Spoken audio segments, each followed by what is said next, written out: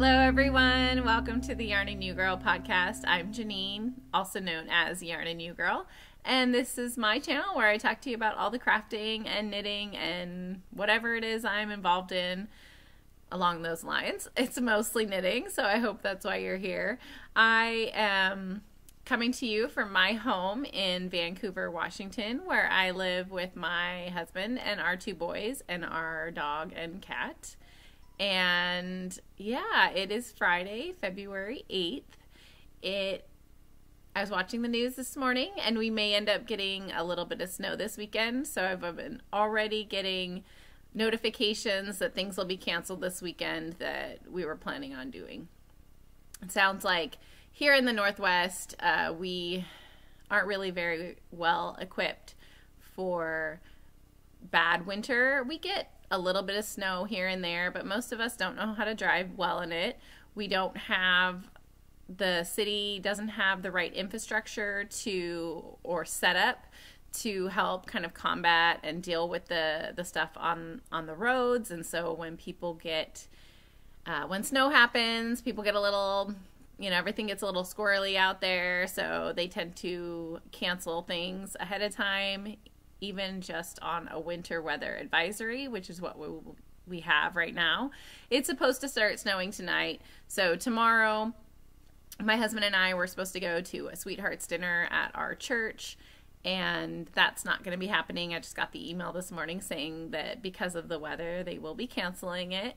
So I'm sure that the basketball game my son is supposed to be in tomorrow will be canceled, and that's just kind of how it rolls here. If they don't cancel things ahead of time, a lot of times what will happen is it'll be a big cluster. Like, they won't plan for the bad weather, and then they'll go about their business like normal, and then the bad weather will hit, and then it will be, oh my gosh, chaos and craziness. A couple years ago when we had a storm like this, there was a winter weather advisory. Said that the snow was going to start hitting around like 1 or so, and we started to get a little bit of it here in Vancouver at around noon, and the school called and said, hey, come pick up your kids before the weather gets really bad. Well, so we did. I was able to get to my kids, and it was snowing the whole time. It wasn't really sticking just yet on the ground. Well, my sister, who works for the Beaverton district in Beaverton, Oregon, she said that her school did not call, and they didn't call school at 1 o'clock when the snow had started. And by the time school got out at 3 o'clock, there was so much snow on the roads that parents couldn't get to their kids until like 9 o'clock that night. And my sister, who lives like 10 minutes away from her school, maybe, normally it took her like 3 hours to get home. So a lot of times now, because of mistakes that they've made in the past by not calling things, they'll cancel things ahead of time just on the off chance that the weather does actually get as bad as it is predicted.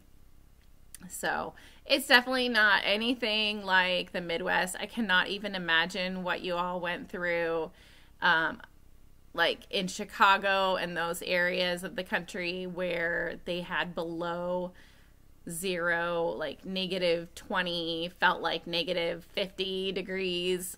I don't even, and that's Fahrenheit, guys.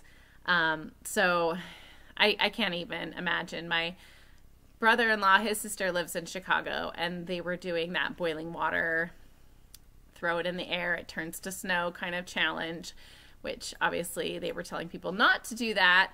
But, when you tell somebody not to do something, what's the first thing that you do? You go out and do it, right? You're not supposed to, that's like psychology 101 right there. Don't tell people not to do something. Makes you want to do it all the more. That's why I'm putting restrictions on your yarn buying. It never works. As soon as you tell yourself you're not going to purchase yarn this year, the urge to purchase yarn happens. I mean, some people, granted, have a stronger will. Not me, though.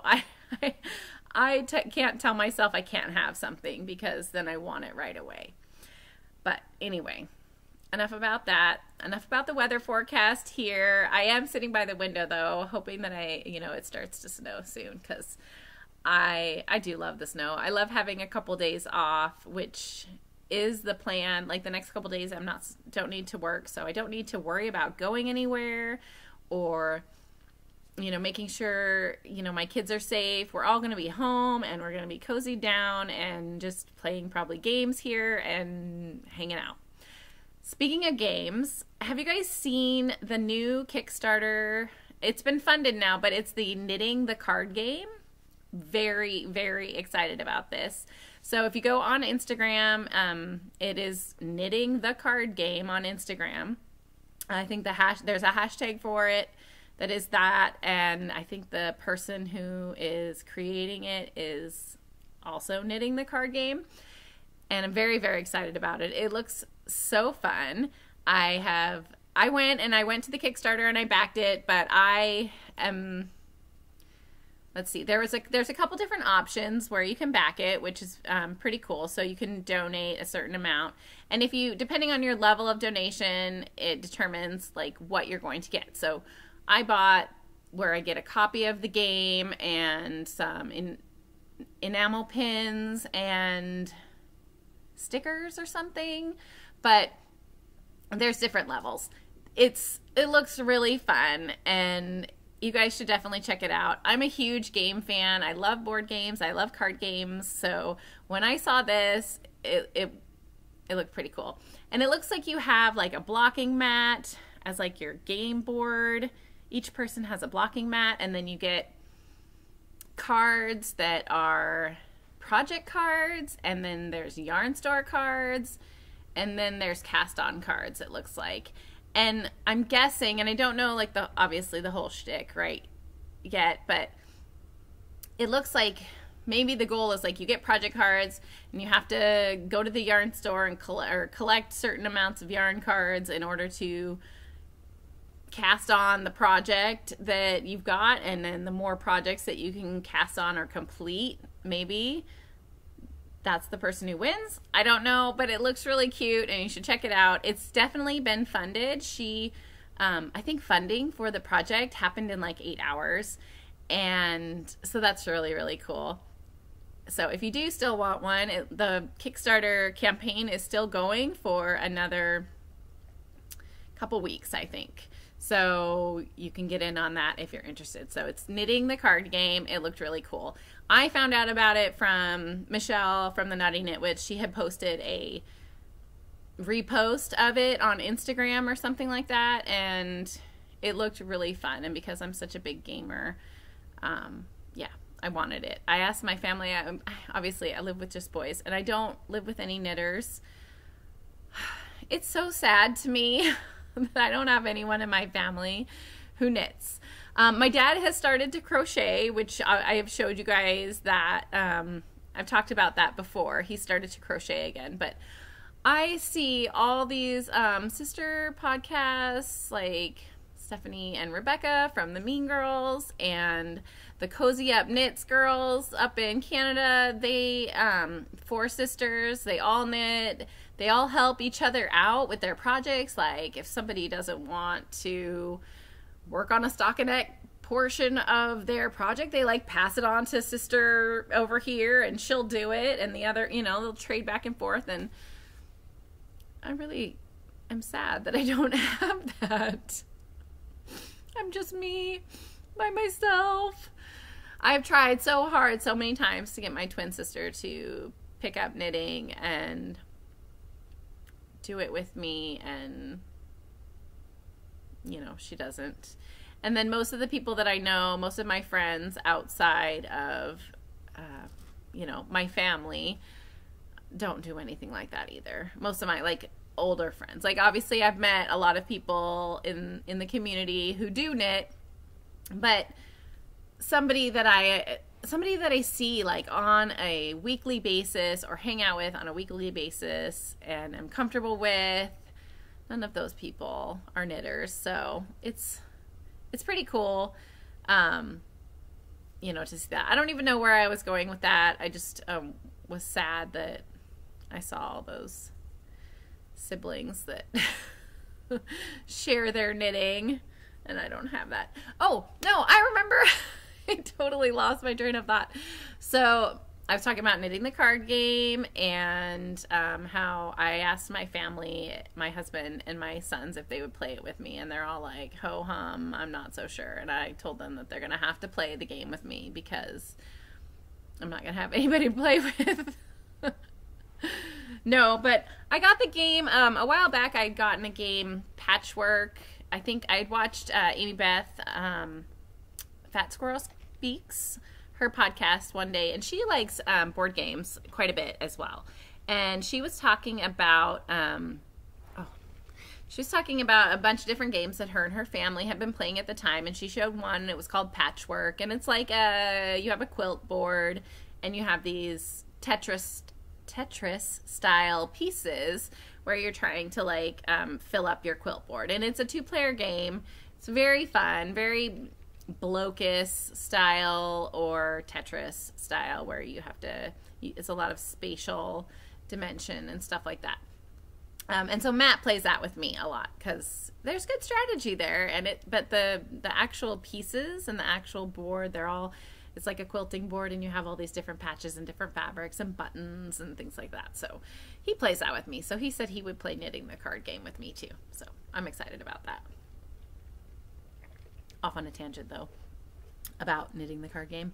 Anyway, so this month is my birthday month. I am turning 42 on February 24th, and I'm pretty excited. I love my birthday. I love having a birthday. It means I am still here hanging out, sharing my time with the world.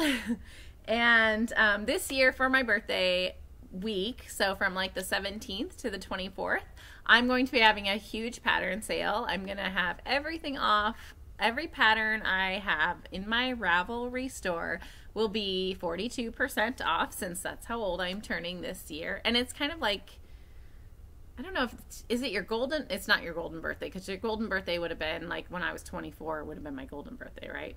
I don't know. It's like my reverse golden birthday. I'm 42 and my date of birth is the 24th.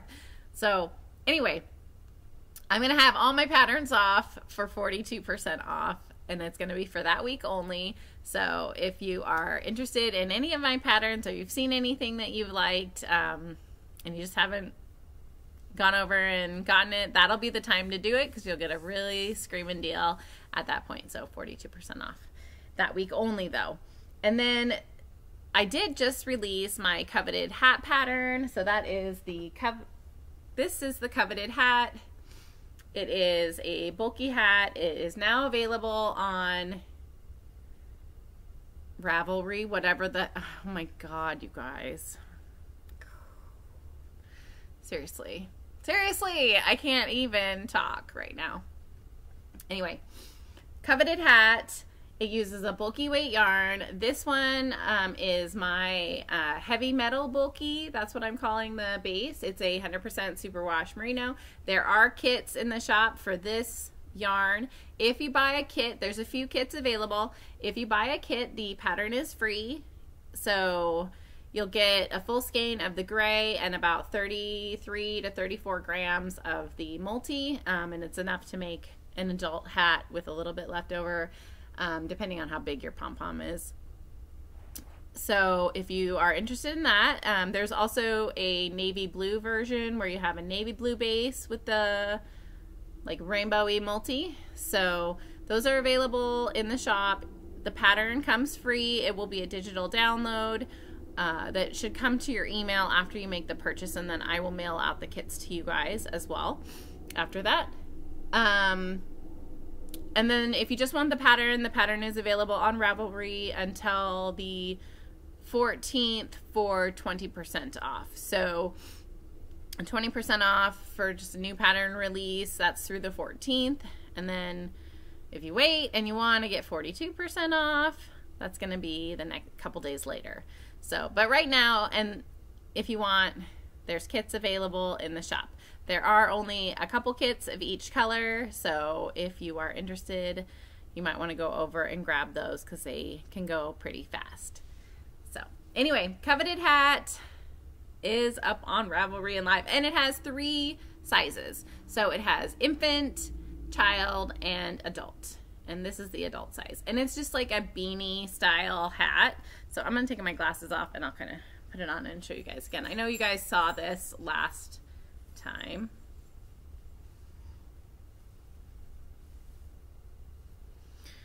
You don't have to make the pom-pom, obviously. You can do whatever you want, but just a nice, cozy hat. And I can't even see what it looks like because I don't have my glasses on, but anyway. And I'm wearing my glasses again because my contacts are driving me crazy. So, yeah. It's weird seeing myself in glasses. I do like these glasses quite a bit. They are fun, and they're not too heavy. A lot of times when I wear glasses, I will get headaches because the weight, just even on the bridge of my nose, even if it's light, and like right back here where the glasses sit, will sometimes bother me quite a bit. So, but these ones I like. They're not too bad. So that is the Coveted hat. It's in my Ravelry page store, which is Janine McCarty Designs. If you're looking for it, you can just go to my Ravelry site though, which is yarnandewegirl, and find it there. So that's that. And let's see. Oh, I guess we should get into actually what I've been knitting, because I've been talking now for like 16 minutes about only one knitting related item. No, maybe two. Puppy's over. He's visiting again. He gets eye boogers.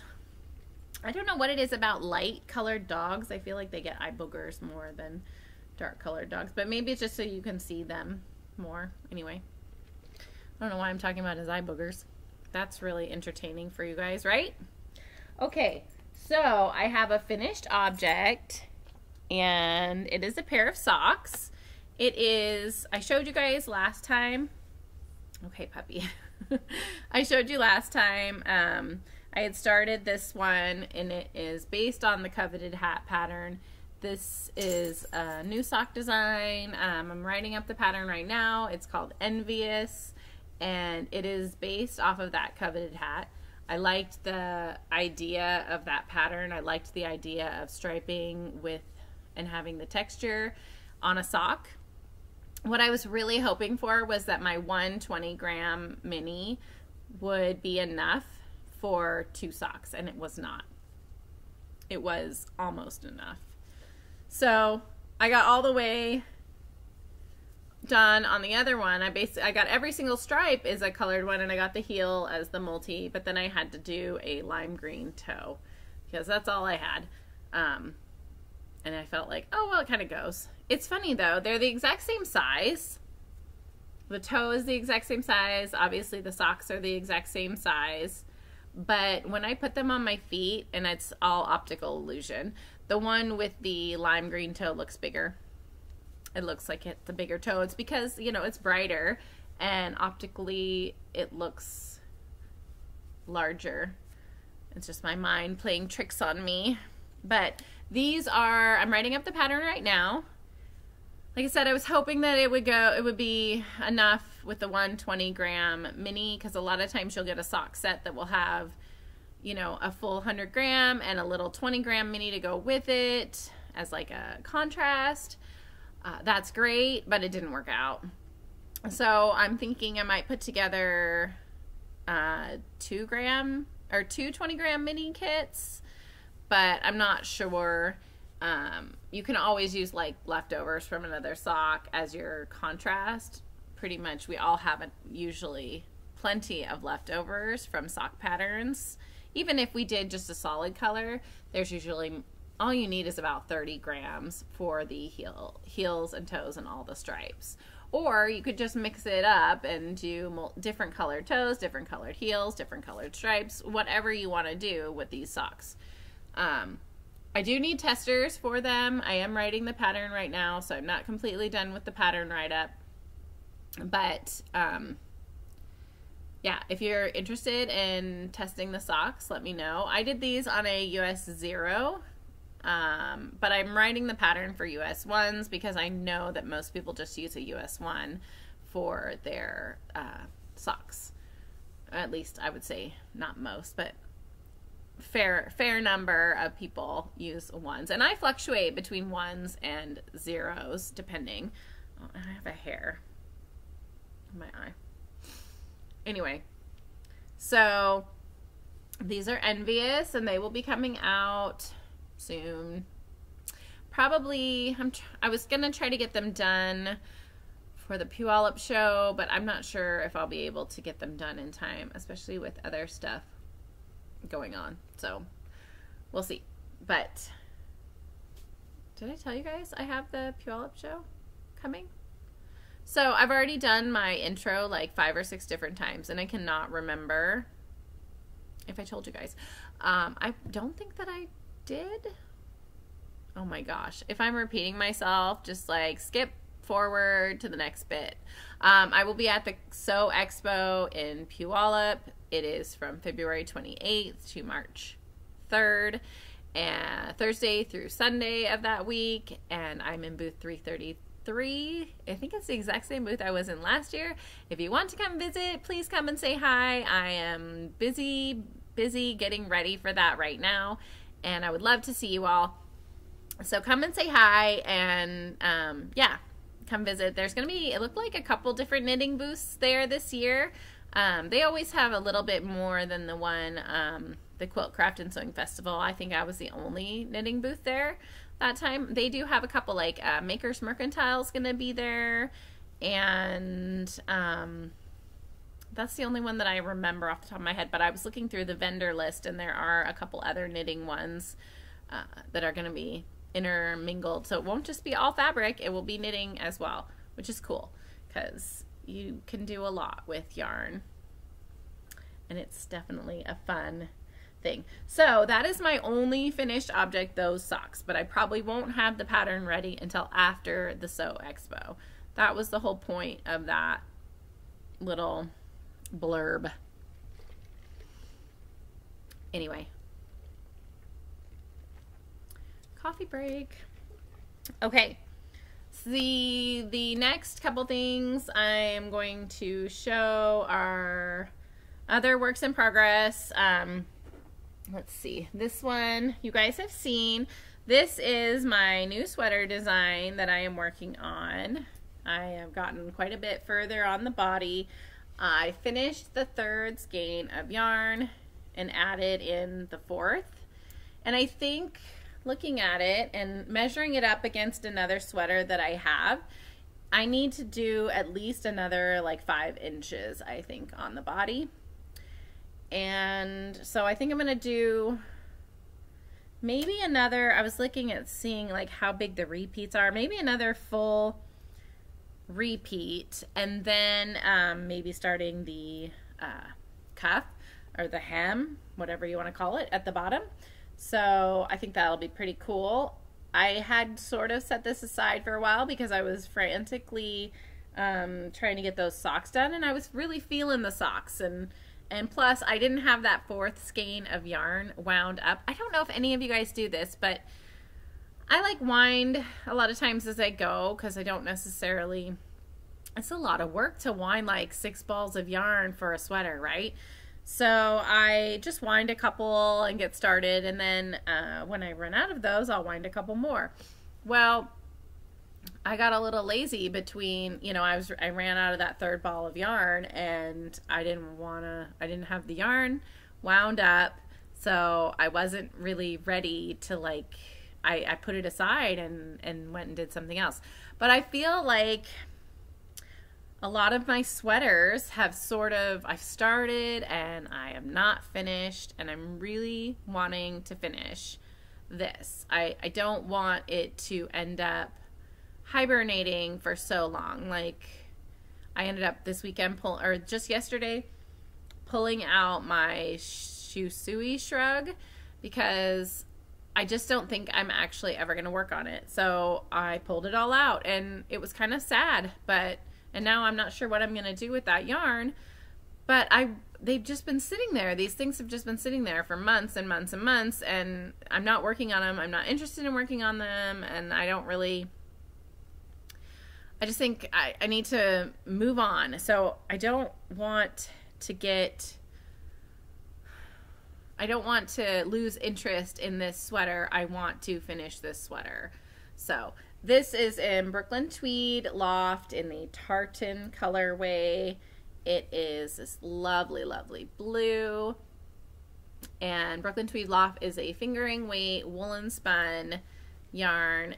I am kind of like in love with this yarn right now, and I really want to do a sweater in the shelter because it's heavier. It's like this. This is Columbia or Imperial yarn. Columbia, they're 2-ply. And this, like, I do really enjoy this sweater quite a bit. It's a little bigger than I wanted it, but I was kind of debating maybe like shrinking it up a bit. But I want to do something in shelter as like a pullover or something like that. But that's going to be down the road because I really, really just have been having so much fun working with their yarn. And I love the way that how warm it is and how light it feels. Like, it is incredibly light. It feels like air. Like, there's no heft to this at all. Like, even though I know it is going to be so, so warm because it is 100% like Targi wool, I think. And yeah, oh, I can't wait until it's done.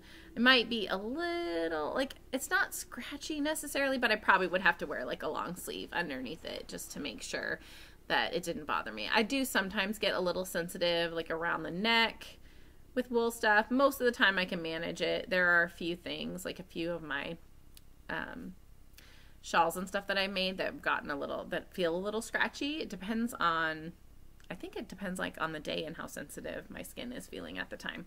But I have that other sweater, the Cooper Spur that I did, that's a pullover.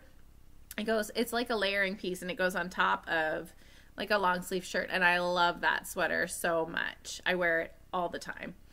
So, and it's perfect for like layering over a button up or just a long sleeve shirt or a nice blouse or whatever. It's great. Even just throwing it over a tank top on like a warmer day would probably be pretty cool. So anyway, this is newest sweater design. This will be coming down the pipeline in a couple months because I will need to work on all the sizing and stuff as well. But I'm just wanting to make sure I don't lose steam on it and don't end up not finishing it. So then the other thing I started that you guys haven't seen is some more socks. I'm on kind of a sock kick, but these ones, excuse me. So I bought some Regia Pairfect, which I'd never used their Pairfect before. And it doesn't look like much in the ball, it just looks blue. But I had seen, I can't remember if I saw Yarn Harlot, maybe her Instagram, she was showing a pair of these that she was knitting on and they just looked really fun. And I went and bought 2 balls of the Pairfect that are this style. So it's basically a striped sock, and then once you get to the main color, you just knit the rest of the foot in the main color. And so it has a cuff that's like this teal, dark teal, and then 70s color scheme stripes right here. And I just did a Fish Lips Kiss heel. So I've got almost half of the sock done, which I'm very excited about. It went really fast. I cast this on like 2 days ago, and I'm not a fast knitter by any means, but this, I just kept wanting to get to the next color. I wanted to see what the next color was, and I wanted to see what the next color was. And so I just kept knitting, and I think now that I've gotten to the foot, it might die off a bit. I might not knit as quickly, but yeah, it's 75% wool and 25% polyamide. It's definitely rustic, hard-wearing, workhorse style yarn. But I actually like this kind of yarn quite a bit for my socks. They hold up really well. And yeah, they don't bother they're not, it is definitely rustic wool, but it doesn't bother my feet. They don't bother my feet at all. I thought originally I would do these for my husband. I have a second ball of a different color, but I only cast on 64 stitches. And for whatever reason, it looked big enough. And then I had him try it on, and I'm like, no, that's not going to work. But it fits me just fine. So I think I will do his. He's never had a pair of socks from me, so I think I'm going to end up having, oh shoot, my lawnmower people just showed up and they're blowing. So the leaves and stuff. So I apologize if you're hearing all the noise, because I am literally right by the window where they are doing that. So anyway, he's never had a pair of socks knit from me, and you know, because I'm not really very good at knitting for other people. You guys know that. I've told you that millions of times. But I was thinking, you know, when I bought the yarn originally, I bought two thinking I'd do one for him and one for me. And oh my gosh, that's really loud. So this is mine. Turns out this one's going to be mine. I think the other one is a gray base and a little more muted, kind of the same style colors, but like a little more muted version. I'm hoping that it doesn't have like pinks or anything, because I don't want to rip these out. And if it does, then I guess I will just give them to him anyway. He has fun socks. It doesn't really matter. He doesn't really care if he's got pink in his socks, because he has pink socks as it is already. So that is the Regia Pairfect. And for any of you guys who've never done these, I'd never done these before. I went on to the Arna and Carlos's tutorial for it, and I watched them, and what I was hoping to get was the information, like, you know, you're supposed to just like, you know, pull, once you get to the yellow, done with all the yellow like starter string, you cut that off and then you cast on.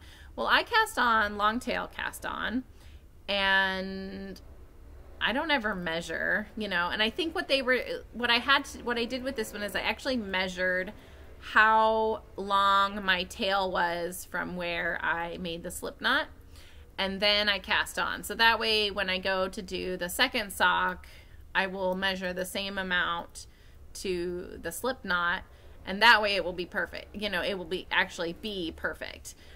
If I wasn't very good at like guessing, you know, my tail length, and I did a little bit more, a little bit less, then you would have a different, they wouldn't match up like they're supposed to. So they're supposed to match up exactly.